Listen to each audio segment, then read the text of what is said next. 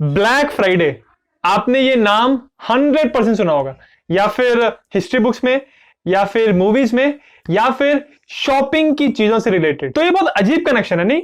किसी हिस्ट्री की चीज का कनेक्शन शॉपिंग से, बट ये बिल्कुल सही है।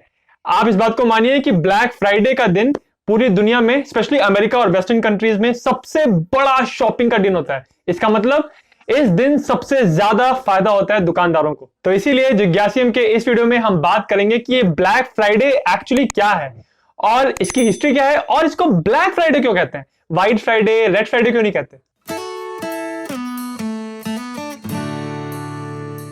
कहानी शुरू होती है साल 1869 में, जब ब्लैक फ्राइडे इस वर्ड का यूज पहली बार किया गया। इसमें अमेरिका में दो आदमी थे, उन्होंने मिलकर यह प्लान बनाया कि वो जितना भी गोल्ड है अमेरिका में वो सारा खरीद लेंगे, और जब सारा खरीद लेंगे तो उसका प्राइस बढ़ा के बहुत फायदे पे उस गोल्ड को बेचना शुरू करेंगे। इस तरह से स्टॉक मार्केट का प्राइस बढ़ने लगा। और जब भी आप किसी चीज का प्राइस इस तरह चालबाजी करके आर्टिफिशियली बढ़ाते हो और स्टॉक मार्केट ऊपर जाता है, तो 100% है कि मार्केट क्रैश करता ही है।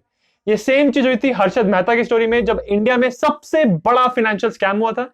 इसके ऊपर मैंने एक वीडियो भी बनाया है, जिसको आप ऊपर लिंक में देख सकते हैं। तो जिस दिन फाइनली अमेरिका का स्टॉक मार्केट क्रैश किया, वो साल था 1869 का, और वो दिन था फ्राइडे, और इसीलिए उस फ्राइडे को ब्लैक फ्राइडे कहा जाने लगा। ये तो ब्लैक फ्राइडे से रिलेटेड एक स्टोरी है। दूसरा जो रीजन है वो कुछ ऐसा है कि पहले के जमाने में अमेरिका में जितने भी बिजनेसेस थे, उनको मेंटेन करने के लिए कितना प्रॉफिट हो रहा है, कितना लॉस हो रहा है, इस सबका एक बही खाता होता था, और इसको मेंटेन करते थे आप रजिस्टर्स में, नोटबुक्स में।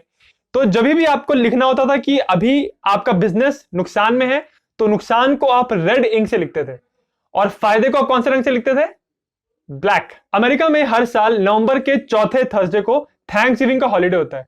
तो उस समय यह देखा जा रहा था कि थैंक्सगिविंग के अगले दिन जो फ्राइडे होता है, उस दिन सारे दुकानदारों का बहुत फायदा होता है, क्योंकि लोग बहुत शॉपिंग करते हैं। तो उस फ्राइडे के पहले उनका नुकसान हुआ होता है, तो वो नुकसान को बही खाते में रेड कलर से लिखते हैं। बट उस फ्राइडे में जो फायदा हुआ होता है, उसके बाद उनका बिजनेस प्रॉफिट में चले जाता है, इसीलिए प्रॉफिट को ब्लैक इंक से लिखते थे, और इसीलिए उस फ्राइडे को जो थैंक्सगिविंग के बाद आता है, उसको कहते हैं ब्लैक फ्राइडे। तीसरा एक रीजन है इसको ब्लैक फ्राइडे कहने का, वो थोड़ा डार्क है। उस टाइम थैंक्सगिविंग का जो अगला फ्राइडे होता था, उस समय जो ब्लैक स्लेव्स थे वो बहुत सस्ते रेट्स पे मिल जाते थे, इसीलिए उस दिन बहुत स्लेव्स की बिक्री होती थी, और इसीलिए उसको ब्लैक फ्राइडे कहने लगे, क्योंकि ब्लैक फ्राइडे के दिन ब्लैक स्लेव्स बहुत सस्ते में मिल जाते हैं। बट इस थ्योरी को नकार दिया गया है। ऐसा कहा जाता है कि ये सिर्फ एक अफवाह है। तो ये तीन तो ऐसी कुछ कहानियां हैं जो ब्लैक फ्राइडे से रिलेटेड हैं, जिनके बारे में अटकलें लगाई जाती हैं। बट जो चौथा रीजन है, वो सबसे ज्यादा रिसेंट और सबसे ज्यादा मानने वाला रीजन है कि क्यों ब्लैक फ्राइडे को ब्लैक फ्राइडे कहते हैं। ये बात है साल 1950 की, जब अमेरिका के एक शहर फिलाडेल्फिया में आर्मी का और नेवी का एक फुटबॉल मैच होने वाला था थैंक्सगिविंग के बाद। अब थैंक्सगिविंग होता है थर्सडे को, और उस दिन होती है छुट्टी, और उसके बाद सैटरडे संडे, तो ये लंबा वीकेंड बन रहा था।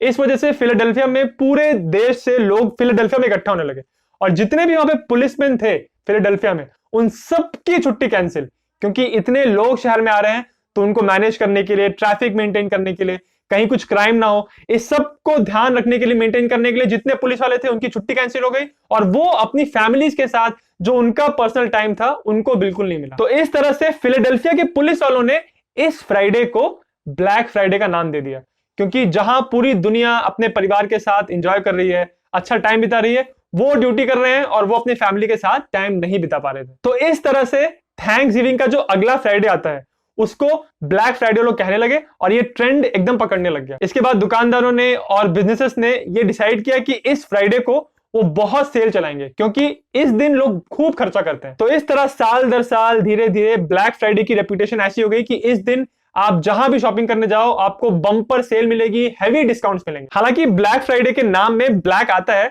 और आपको सुन के लगेगा कि शायद कुछ नेगेटिव चीज है, बट दुकानदारों का और बिजनेसेस का ये मानना है कि ब्लैक फ्राइडे उनके लिए बहुत अच्छा दिन होता है, क्योंकि इस दिन रेड इंक जो नुकसान को दिखाती है, वो चेंज होके ब्लैक इंक में बदल जाती है, और इसीलिए ये उनके लिए बहुत ही इंपॉर्टेंट दिन। Black Friday America, Canada, Britain, in western countries में इतना ज्यादा पॉपुलर है कि अकेले इस दिन बिलियंस ऑफ डॉलर्स की शॉपिंग लोग कर लेते हैं, और पूरे साल में जितनी भी लोग शॉपिंग करते हैं, उसका एक बहुत बड़ा पोर्शन ब्लैक फ्राइडे को उसकी शॉपिंग होती है। ब्लैक फ्राइडे का ये टॉपिक मुझे एक व्यूअर कैलाश ने सजेस्ट किया था, so thank you Kailash for suggesting this video.